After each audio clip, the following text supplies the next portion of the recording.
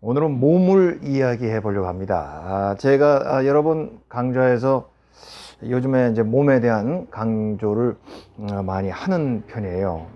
왜냐하면은 지나간 2000년 동안에는 특별히 서양의 철학이 너무 형이상학, 그러니까 우리가 메타피직이라고 그러죠. 메타피직.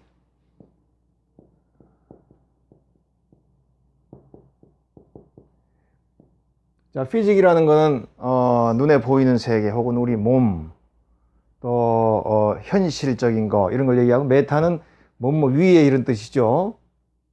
그러니까 항상 철학한다고 하는 사람들이 몸이나 이런 현실 이런 것보다는 항상 위에 있는 거, 고상한 거, 또 이성적인 거, 이성은 소중하지만 너무 이렇게 고상한 이런 쪽에만 이제 강조를 두다 보니까 지나간 2000년 동안에 몸에 대한 생각이 좀 부족했던 것으로 생각이 됩니다. 그래서 특별히 서양의 그 의학이라고 하는 게요, 정말 아주 발전이 안 되는 거예요. 지금은 뭐 서양의학이 많이 발전했지만, 옛날에는 뭐 히포크라테스라든지 이런 아주 옛날의 의학 외에는 서양에서는 의학이 발전된 게 별로 없어요.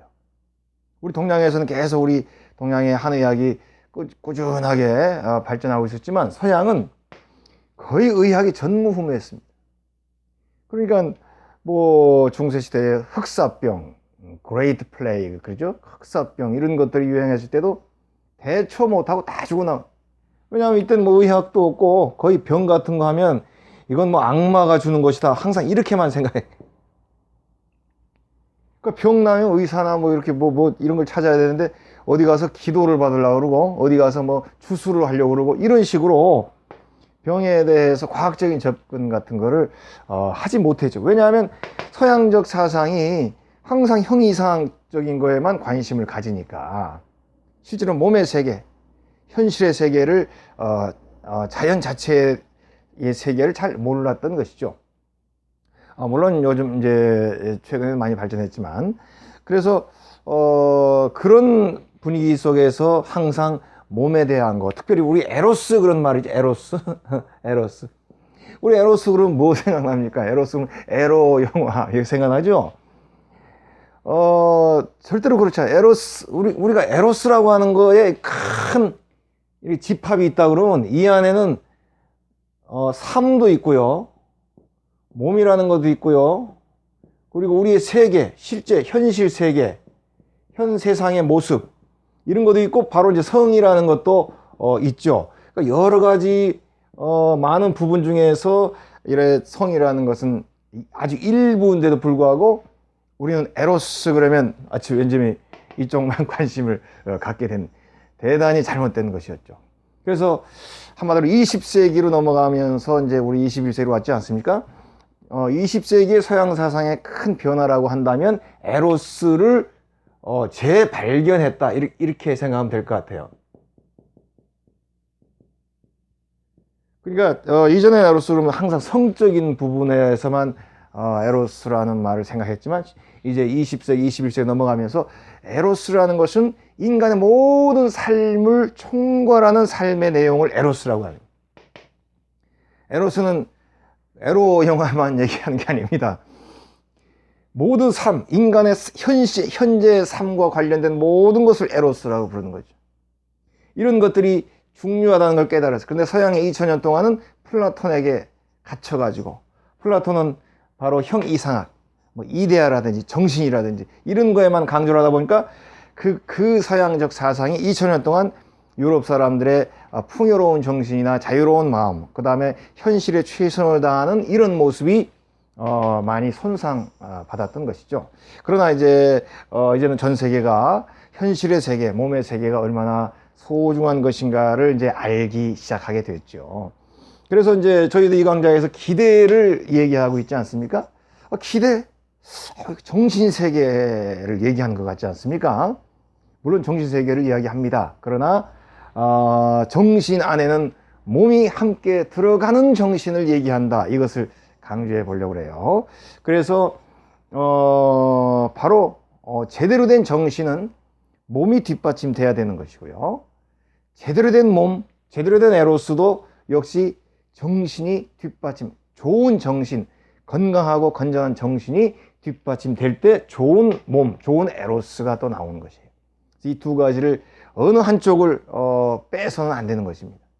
이미 동양사상은 특별히 헤브라이즘은 항상 몸과 마음이 하나라는 걸 알고 있었죠. 그러나 헬레니즘, 이 플라톤 시대부터 해가지고 이렇게 몸과 마음을 나눠버리고 그래서 정신만 강조하던 시대는 이제는 정리가 되었죠. 그래서 그러한 관점에서도 늘 우리는 몸이라는 걸 중시해야 된다. 그리고 삶이란 현실이라는 거, 실제에 대한 그러한 중요한 마음, 또 관심은 항상 가지고 있어야 되지만, 그러나 우리가 살다 보면 너무 현실적인 사람도 있잖아요. 아주 치사한 사람들. 너무 먹고 사는 거에만 얽매여서 다른 그 정신세계가 전혀 없는 사람들 있잖아요. 그런 사람들에게는 정말 좀 이렇게 형이상학적인 생각도 좀 할 수 있도록 해줘야 되고, 그러면서도 몸과 마음이 같이 조화를 이루면서 뭔가 나아갈 수 있는 쪽으로 우리가 가르치고 또 유도해야 될 필요성도 있으리라 생각을 합니다. 그런데 이제 너무 우리가 그러면 정신만, 또 철학한다 그러면 너무 형이상학적인 생각만 하고, 또 신앙생활한다 그러면 너무까지 고상한 쪽에만 생각을 한다고 이렇게 되니까 뭔가 좀 벌어지는 괴리가 생기는 것이죠. 조화가 없는 것입니다. 조화는 모든 존재, 모든 생각, 모든 마음들이 함께 조화를 이루어야 되잖아요. 그래서 바로 그런 부분을 오늘은 강조하는 의미에서 특별히 우리가 기대한다고 할 때, 기대라는 거는 정신적인 게 많죠. 내가 책을 많이 읽고 싶어, 정신적으로 성숙하고 싶어, 또 이런 뭐가 되고 싶어, 이런 거 정신적인 기대가 많이 있죠. 그러나 기대라고 우리가 번강자서 얘기할 때는 그런 좋은 정신적인 것들 있고, 우리의 몸, 우리의 현실, 우리의 삶에 대한 기대도 반드시 함께 병행이 되어야 되고요. 본강좌에서 말하는 기대는 지고하고 멋있고 차원 높은 기대만 이야기하는 것이 아니라 아주 작고 소소한 거에서 출발하는 것을 강조하고 있습니다. 그래서 너무 어마어마하고 거창한 기대만 이야기하는 것이 아니라 우리 일상에서 아주 작은 거 하나부터 시작하는 것이 진정 더 좋은 기대를 이어나가는데 굉장히 중요한 도움이 된다는 것을 강조하는데, 그 중에서 역시 내 몸에 대해서 작은 거라도 관심 갖고 실천하고 내 몸을 잘 다듬게 되면 우리 전체의 몸과 마음이 얼마나 잘 될 것인가, 그런 걸 이번 시간에 얘기해 보려고 합니다. 우리가 이제 이전까지만 해도 우리 정신세계에 대해서 항상 정신세계는 어떤 뭔가 그 마음이라는 게 우리 인간 안에는 몸이라는 게 딱 있고 말이죠. 그리고 또 마음이라는 게 별도로 이게 딱 별도로 존재한다, 이런 생각을 많이 했잖아요. 철학자들도 마찬가지입니다. 근세까지 데카르트 근세 철학에서 시작점으로 자리하고 있는 사람 중에 데카르트 같은 사람 있잖아요. 이 데카르트가 철학가이면서도 수학자잖아요. 이 데카르트의 위대한 점은 모든 존재나 모든 것들을 이렇게 우리가 좌표상으로 X와 Y라고 하는 좌표상에 찍을 수 있다는 것을 데카르트가 얘기해 준 사람이에요. 대단한 수학자입니다. 그러니까 우리가 뭐 평상시 원이다, 네모다, 뭐 원통이다, 이런 거 그렇게만 생각했는데 데카르트는 이런 거를 좌표로 나타내고, 좌표로 나타나면 어떻게 됩니까? 공식으로 나타나게 되겠죠. 포물선은 어떤 식으로 나타난다, 타원형은 어떤 식으로 나타난다, 공식으로 나올 수 있잖아요. 이런 어마어마한 수학의 기초, 근대 과학의 기초가 데카르트에서 시작이 됐는데, 그런데 데카르트는 뭐라고 그랬냐면 마음이라는 게 따로 있다고 그랬어요. 어딘지는 뭐라고 꼭 꼬집어 말을 할 수 없으나 분명히 우리 안에는 몸과 구분되는 마음이 어딘가 있을 것이다. 우리 가슴, 정신 이렇게 말하는 그 뭔가 있지 않습니까? 그게 어딘가 있다라고 생각해서 항상 역시 이원론을 강화시킨 것이죠. 분명히 정신의 세계는 따로 있다. 그러나 이제는 20세기 넘어가면서 모든 철학자나 과학자들은, 또 심리학자들은 몸과 마음이 분리된 것이 아니라 함께 있다고 이야기를 하고 있습니다. 그래서 이제 특별히 우리 정신에 대한 연구가 발전했던 이유는 우리 인지 과학이 있었죠. 우리 cognitive science. 우리가 이걸 인지 과학이거든요. 원래 그 인지라고 하는 거는 심리학에서 다루던 분야입니다.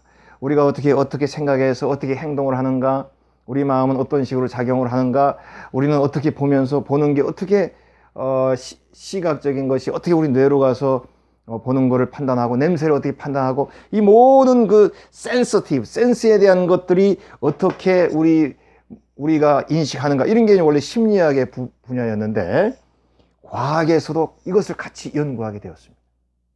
왜냐하면 과학이 점점 발전하면서, 물리학이 점점 발전하면서, 과학도 사람과 비슷한 로봇도 만들어야 되고, 사람과 비슷한 어떤 그 인공지능을 만들어야 되고, 그러다 보니까 바로 과학에서 함께 우리의 인지에 대한 연구가 시작이 됐던 거죠. 그래서 인지과학, 인지심리학 다 같은 계열이 된 거예요.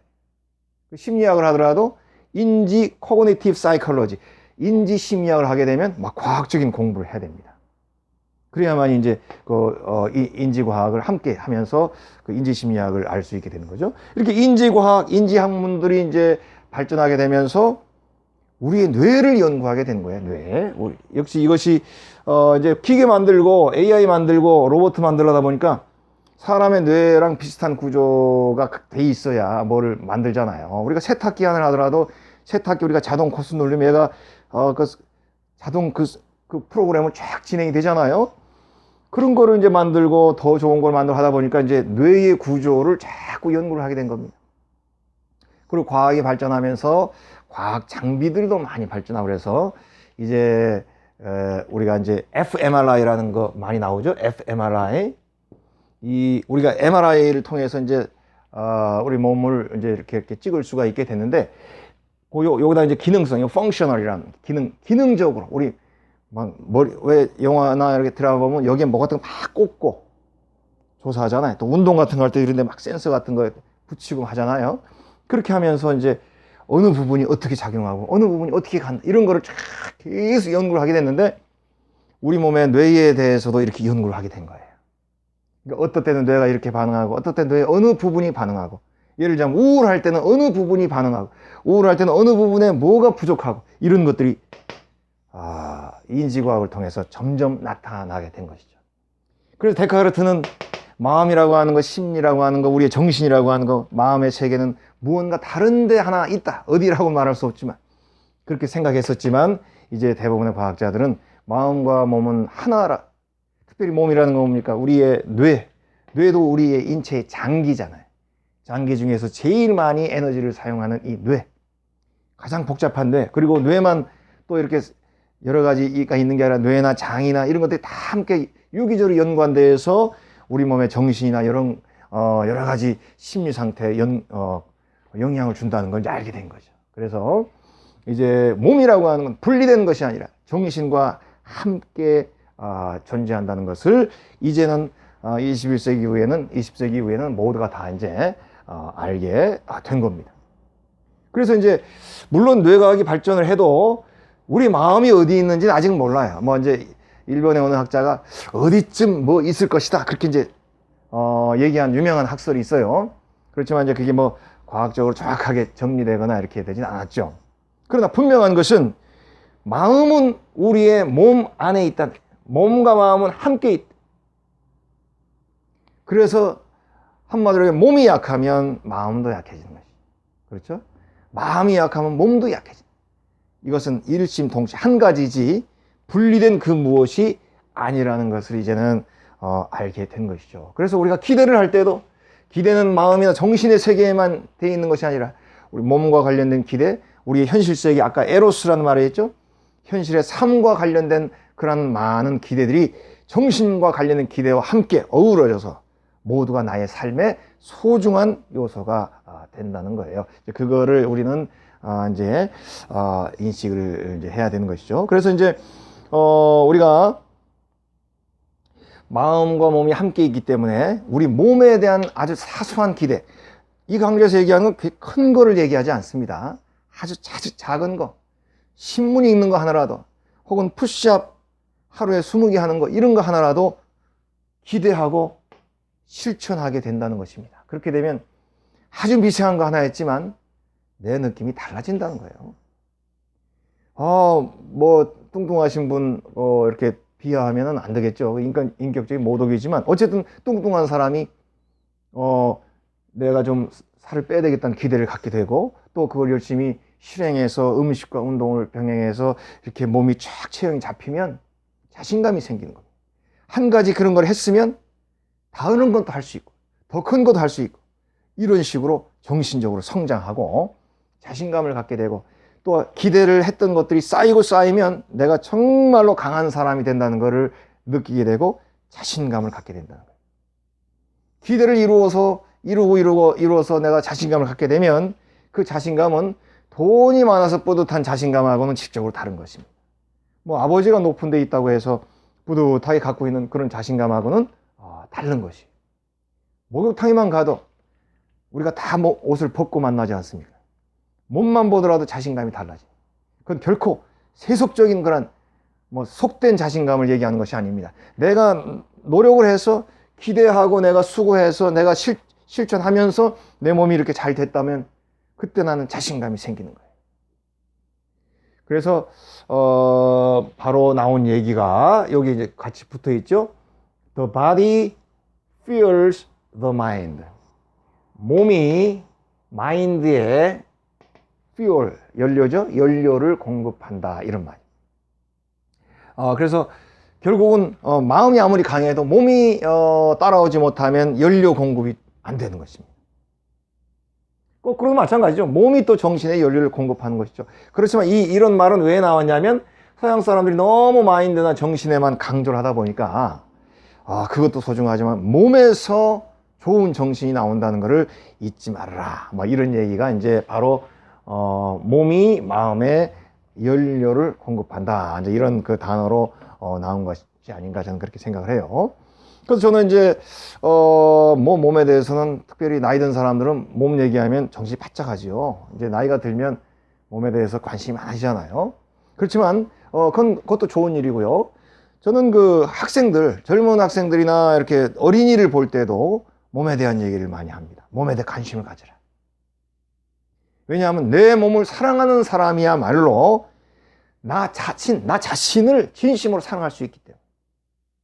내 몸을 사랑한다는 말과 몸짱이란 말하고는 다른 겁니다. 우리가 소위 몸짱 혹은 외모 이렇게 얘기할 때는 이거는 주체가 남에게 있어요.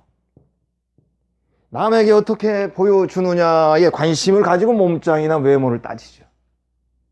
저희가 얘기하는 것은 남에게 관심을 갖는 것이 아니라 나 자신에게 갖는 몸을 얘기하는 것입니다. 내 자신이 갖고 가는 몸, 내 자신이 끌고 가는 몸, 내 자신이 잘 지키고 유지하고 발전시켜가는 몸, 그거를 얘기하는 것이지. 여러분, 내 몸을 잘 다듬더라도 절대로 남을 의식하는 태도는 그는 바람직하지 않습니다.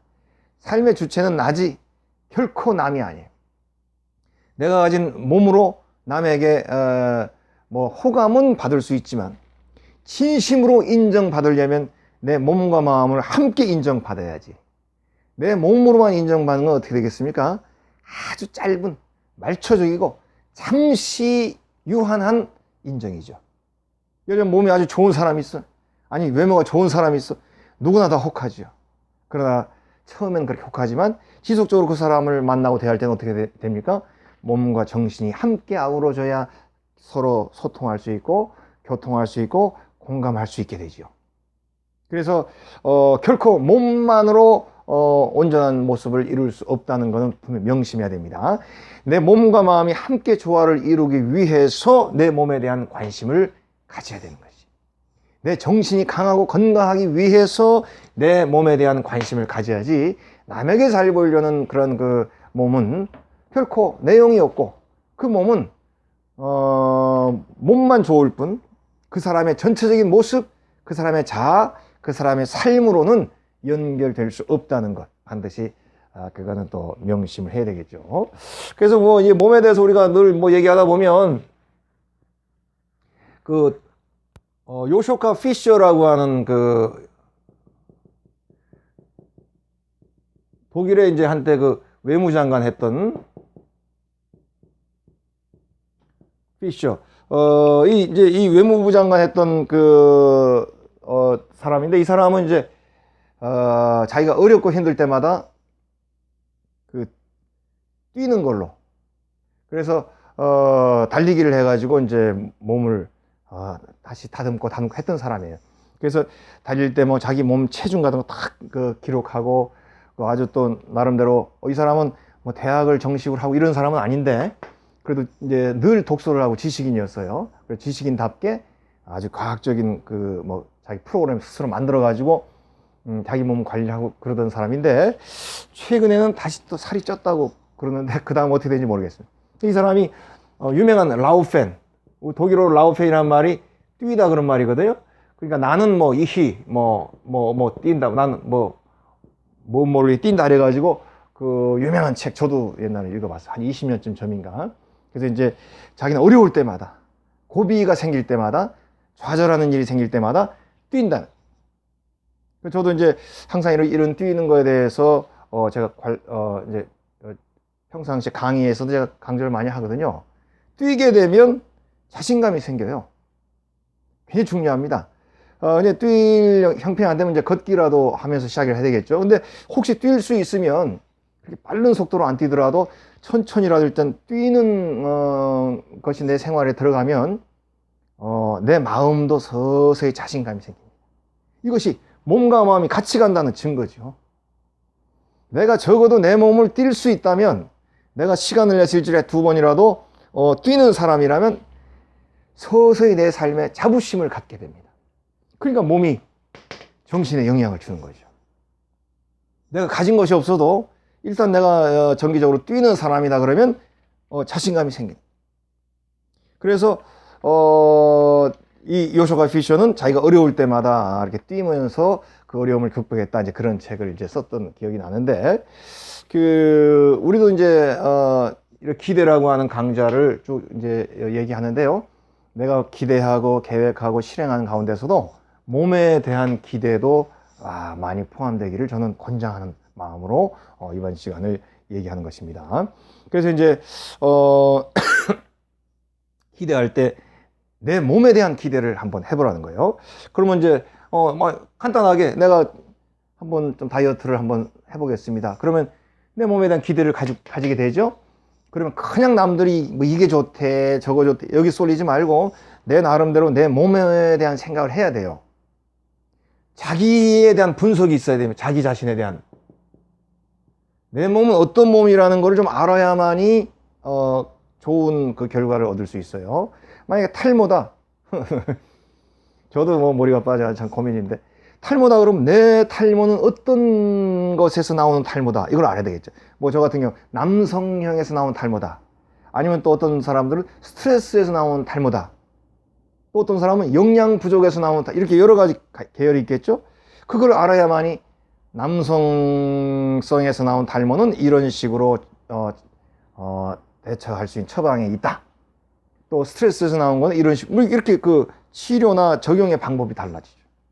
내 몸에 대해서도 다이어트를 한다 그러면 내 몸은 어떤 스타일이다, 내가 왜 이렇게 살이 쪘을까를 생각해야 되는 거예요. 그래서 그 원인을 좀 보면서 이런 방법이 나한테 좀 맞겠다. 다이어트 같은 경우는 의사 선생님하고 상의하는 게 좋겠죠. 내 몸의 상태를 의사 선생님한테 잘 이렇게 상담을 해서 내 몸에 맞는 다이어트 방법을 찾아서 실행해 보는 거죠. 남이 그냥 뭐 고기 먹으면 좋대, 뭐 커피만 먹으면 좋대, 뭐 이런 얘기 듣지 말고 내 몸에 대한 분석, 의사 선생님과 함께 하든지 해서 거기에 맞는 기대를 세우는 거예요. 그래서 내가 다이어트를 이런 식으로 한다, 내가 진행한다, 또 힘든 부분은 이런 식으로 극복을 한다, 내 스스로 계획을 세워서 진행을 해보세요. 정말로 만약에 내가 다이어트가 잘 돼서 어느 정도 내 몸 관리가 됐다면 정신이 달라집니다. 제가 제 이름을 걸고 얘기할 수 있어요. 정신이 달라져요. 그게 뭐 남한테 보이는 외모나 몸짱 그거 아닙니다. 거기에는 절대로 넘어가지 마세요. 뭐 일시적으로 젊은 사람들은 뭐 그렇게 관심을 가질 수도 있지만 그건 일시적인 것이고요. 내가 내 몸을 기대해서 그것을 이뤘다고 할 때에 내 마음은 달라집니다. 강해져요. 자신감이 생겨요. 그리고 세상에 돈이나 권력이 굉장히 좋은 것으로 알려져 있는데 내 몸을 내가 통제할 수 있게 되면 그거 그래도 부럽긴 부럽죠. 그렇지만 막 침을 줄줄 흘리면서 부럽지 않습니다. 예를 들자면 저 돈이 많고 이런 사람인데 내가 이제 몸을 좀 관리가 됐어요. 근데 돈이 많고 막 권력 있는 사람이 이렇게 부럽다 뭐 이렇게 생각하는데 몸도 좋다. 그러면 좀 더 부러워집니다. 아유, 저 몸 관리도 잘했구나. 근데 돈이나 권력이 있는 사람이 이렇게 우리가 몸 관리하는 사람 입장에서 봤을 때 표시가 나거든요. 아유, 저 사람 몸이 조금 건강 상태 안 좋을 것 같은데 그런 마음이 들면 측은하게 생각. 아이고, 돈은 벌었는데 또 어떤 권력은 잡았는데 몸이 저래가지고 사람 앞으로 어떻게 하겠어? 이런 염려가 생기게 돼 있어요. 그냥 콧물을 줄줄 흘리면서 침을 줄줄 흘리면서 아이고, 저 사람 좋겠다 이런 시야가 바뀝니다. 제 이름을 걸고 제가 확실히 말할 수 있어요.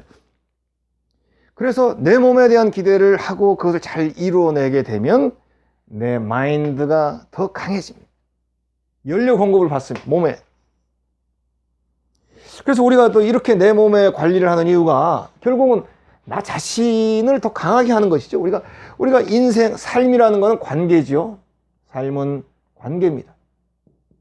관계는 남과의 관계와 자신과의 관계가 있죠. 이것을 항상 사람들이 놓치죠. 관계 그러면 인간관계 남하고만 하는 걸 생각합니다. 근데 남과의 관계도 있지만 자신과의 관계도 반드시 있어요. 남과의 관계도 중요하지만 자신과의 관계가 좋아야 자존감도 있고 정체성도 있고 그리고 무엇이든지 일할 때마다 당당해지는 겁니다.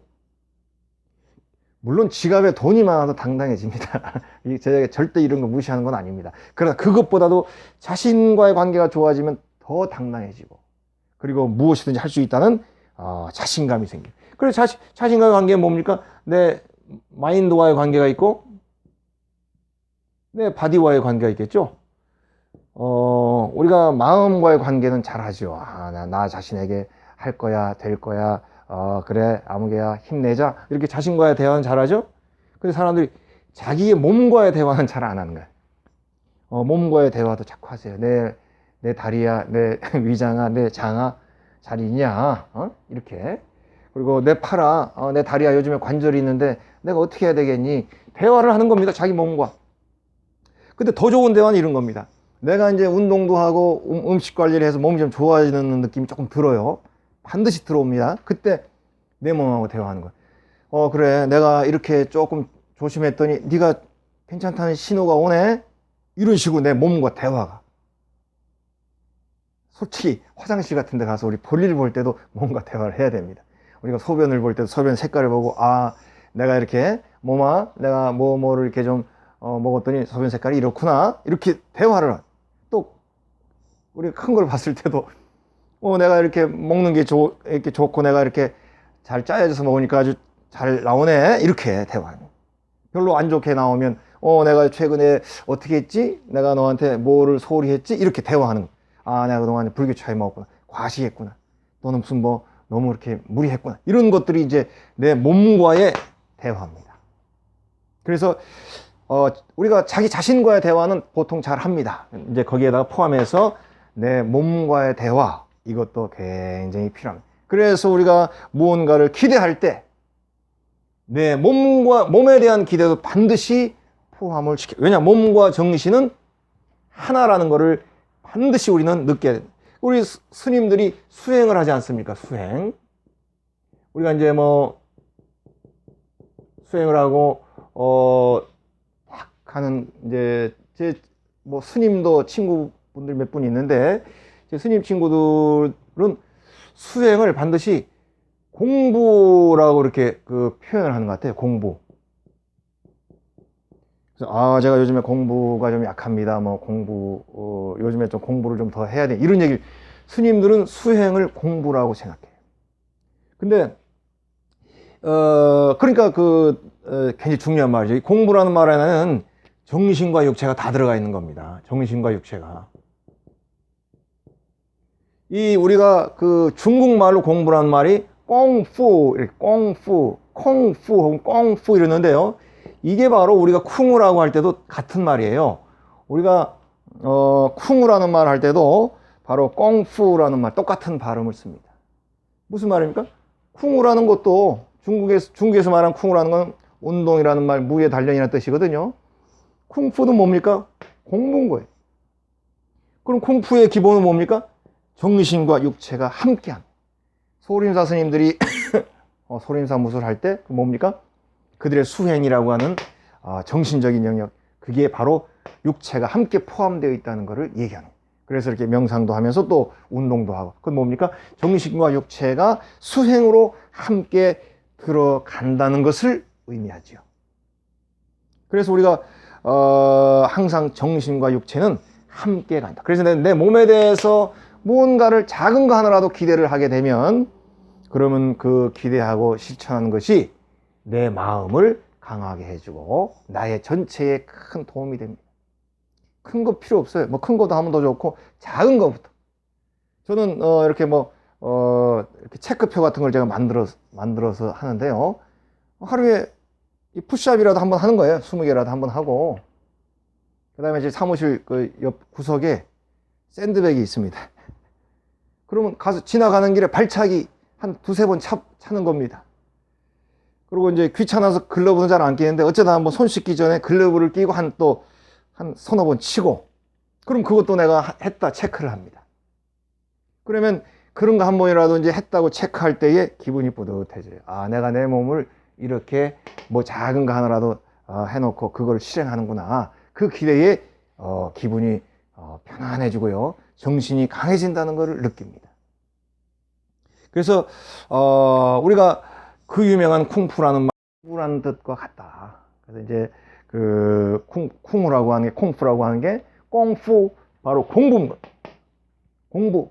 정신과 육신을 함께 다듬는 거, 이걸 공부라고. 우리가 이제 우리 동양 사상 중에 제일 중요한 것 중에 이제 우리가 사서 삼경이라고 그러죠. 사서는 이제 사실은 이제 주자, 우리 주희죠.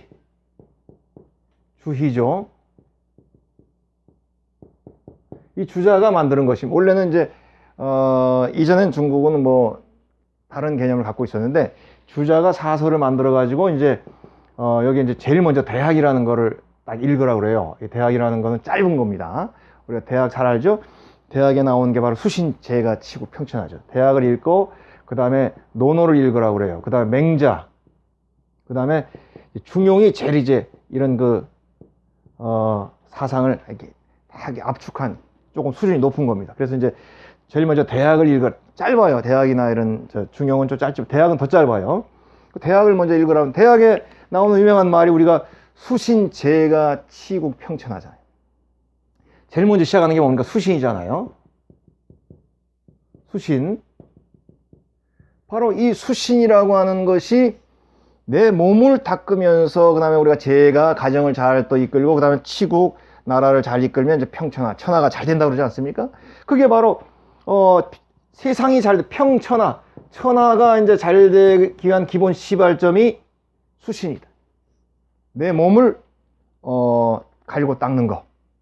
바로 내 몸을 잘 갈고 닦으면서 이제 그것이 나중에 천하가 잘 되는 기본이 된다.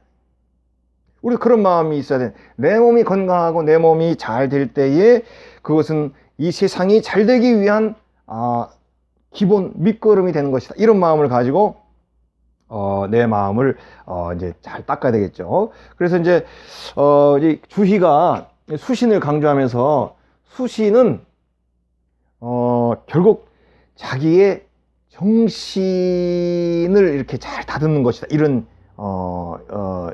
얘기를 해요. 그래서 뭐라 그러나 수신제 정기시, 수신제 정기. 수신은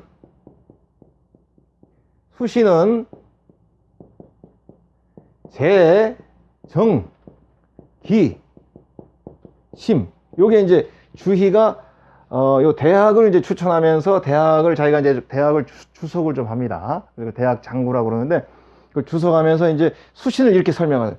수신, 몸을 다듬는 거라는 것은 바르게 하는 데 있다. 뭐냐? 기심, 그 마음을, 몸을 다듬는 것은 그 마음을 바르게 하는 데에 있다. 이렇게 얘기해요. 무슨 말입니까?